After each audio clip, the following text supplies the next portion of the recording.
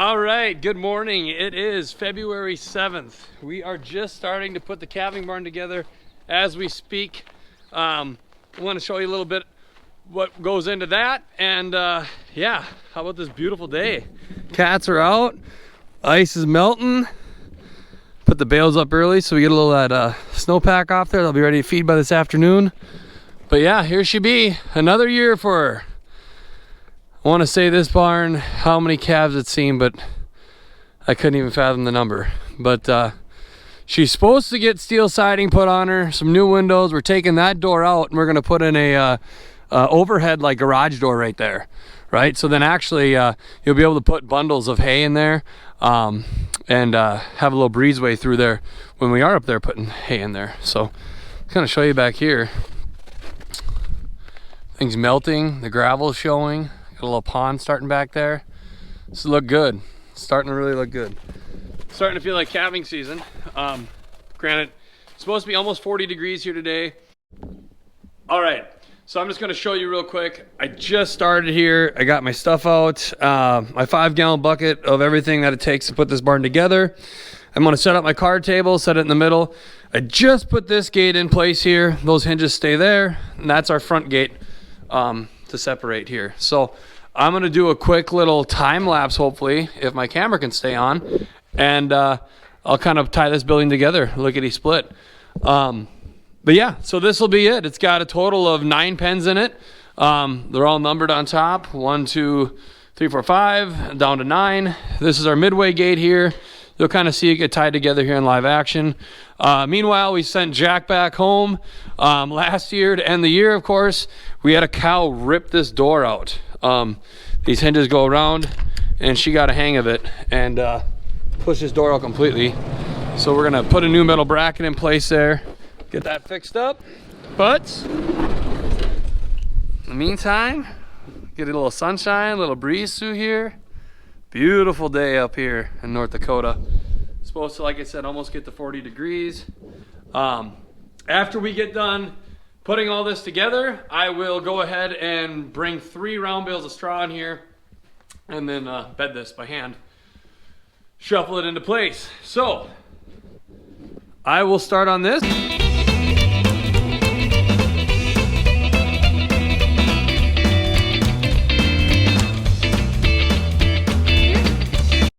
So I want to stop quick and show you, we bought these stall fronts and then we made them to fit each one exactly how we wanted. So we just went and bought some square tubing, welded them into place, put little brackets on the side as you can see here. And then I numbered them on the back side here. And some of them I had to write if it was the front to the back, just so you remember. Right here, pen 6. The back side you'll see I put a 6, but that way we knew exactly what pen they go to and they fit perfectly like a glove. Again, here's the front of pen 2. Pen 2 is written on the back, had all this stuff done upright. They fit the same holes. The only con to that is you only have so many times to drill into this hole. So you got to go with a longer leg screw eventually down the road, and then from there we might have to do a little shimmying down the road where you maybe angle it. So that's the only thing I'm running into with some of the older pens. We didn't do all this overnight. This barn has taken years to make to what it is. I mean, I'll show you, these are some of the original stall fronts we made.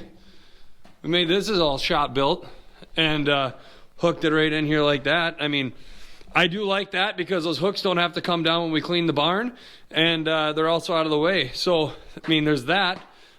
These are some of the originals that we made. Heavier than sin, but they work. This one here, same thing. It's all rusted out on the bottom there. Still works. One we made there. This one here is the golden oldie. This one got completely rusted out. No bottom whatsoever. That doesn't matter. That one goes on the inside of this one, goes into place. You can see how this wood's just been getting chewed up over the years. Had to move some stuff around. Cobwebs everywhere. But it works, is my point. With it being metal, grab your 1/2-inch socket. All this stuff goes in the leg screws, very easy. Easier to move around, it's lighter. And then on top of that, it's all transparent. So with this new camera system that we put in right here, and we have to watch the calves, which is super handy. Oscillates 4K HD. Got them put in at the end of last calving season. So I got to use it basically when the weather was nice and it was on the tail end and we got to experiment with them. But that was the coolest thing we saw, is that all these pens you can see through with ease. These used to all be big 2x6s and 2x4 wooden stall fronts. Here's one of the original front pens. It's just solid lumber. That calf puller is right there. This is just solid lumber. All these pens used to look like this, and you couldn't see through. I mean, there's the stall fronts and the dividers here. There was no transparency. So over the years, we've been going to the metal fronts. Easier to move once we start getting manure in here. They're easier to open, and on top of it, you can see through them. I put the LED lights in here, easier to see with, and like I said, just transparent as can be. Makes it easy to see what's going on inside the pen. So just wanted to stop and show you that. That's why this is so easy to put up.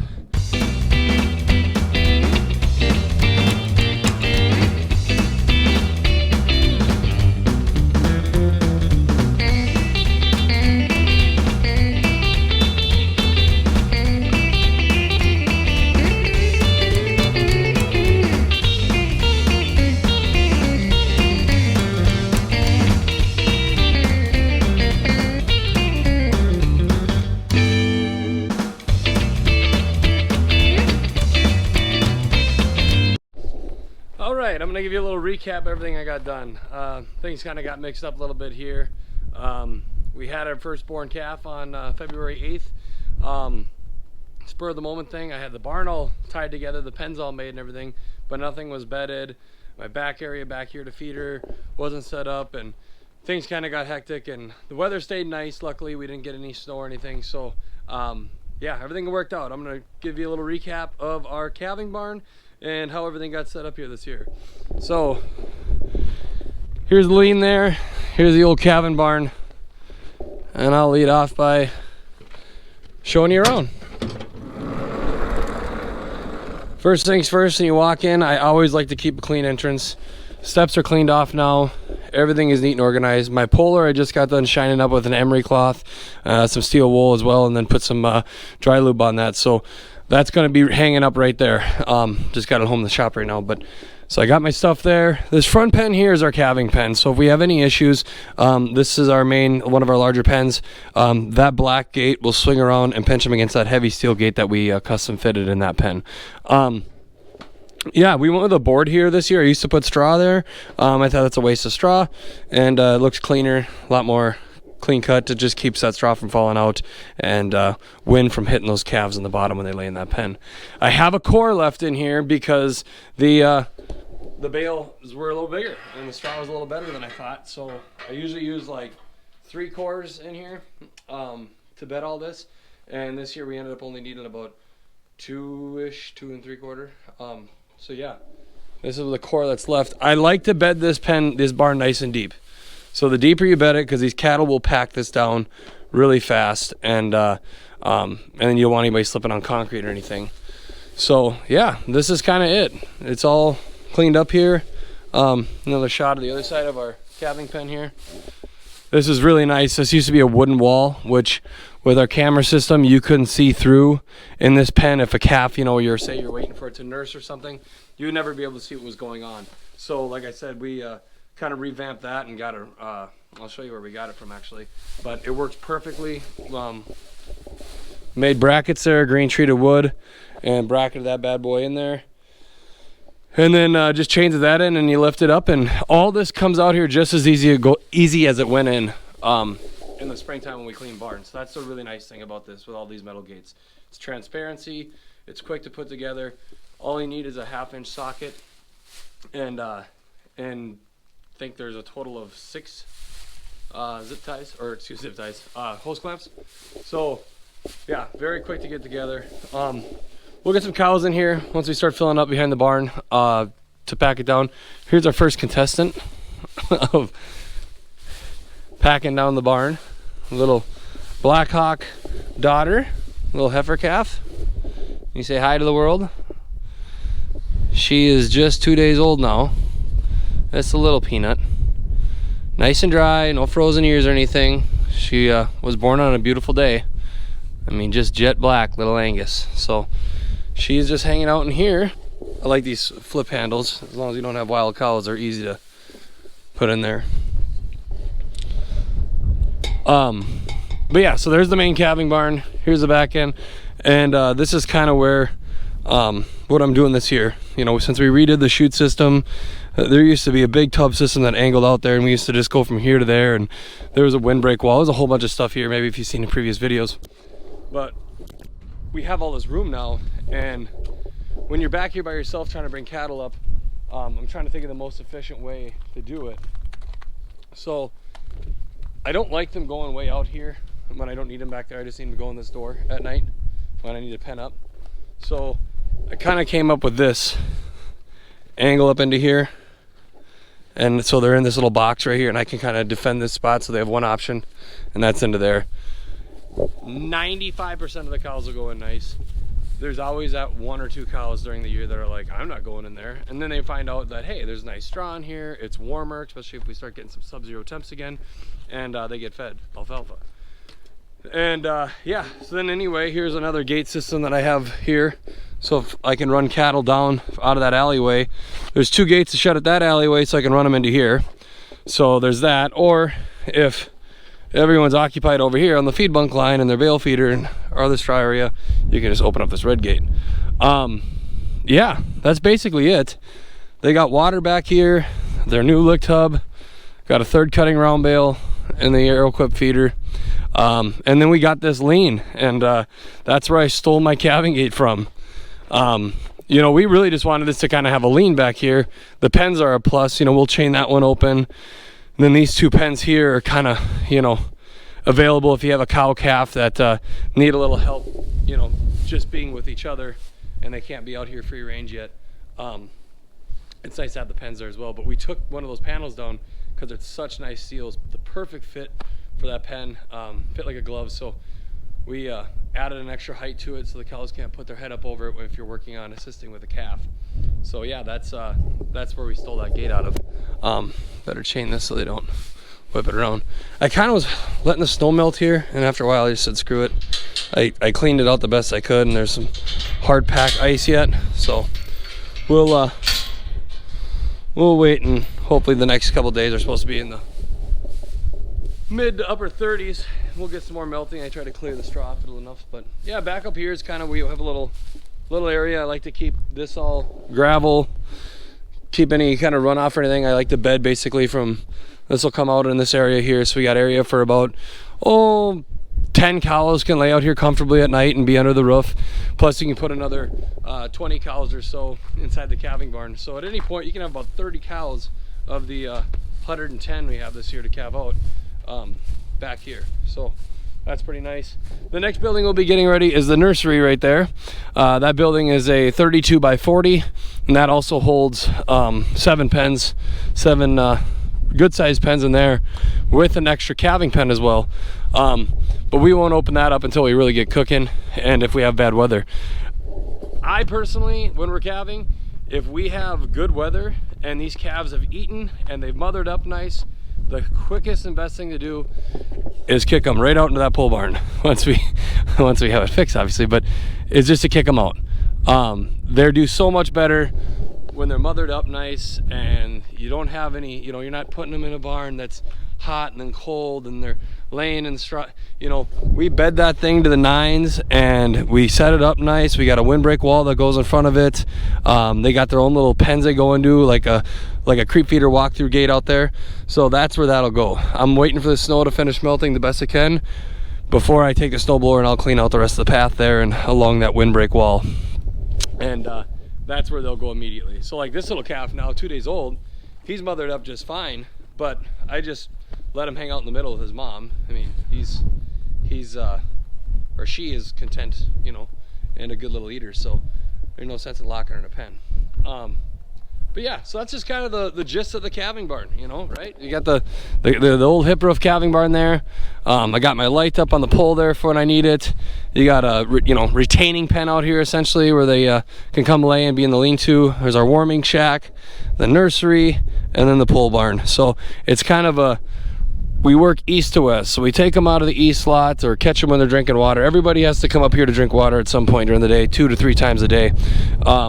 So then we'll grab them out of this alleyway here, whether I open this gate or if I catch them down at the end and I run them up this alley that I created here. From there, they come back here, they get penned up nightly until they calve. And then from there, if everything is good, weather's good, we ship them out right away to the west lot. If they got to hold tight for a few days because of storm or inclement weather, or you know, the calf just hasn't mothered up the way it should or isn't as strong as it should be, you know, they can stay in the barn or they can stay in the nursery, or if the weather's good, they can stay in one of these pens out here. So we've got plenty of space, plenty of barn space. You just never know what the weather's going to do here. Being that we live in North Dakota and we are calving here in early February, mid-February. So yeah, like I said, I've everything's taken years to kind of critique and fix, so it's just fine point stuff. By the way, this is like one of my favorite gates. Only goes that far. Locks right in there. Can only wear inward.